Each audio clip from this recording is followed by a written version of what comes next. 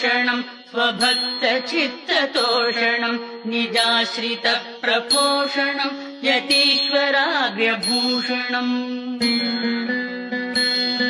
त्रयीशिरो विभूषणम् प्रदर्शितार्थदूषणम् भजे त्रिदम् गतैषणम् विभुम् विभूतिभूषणम्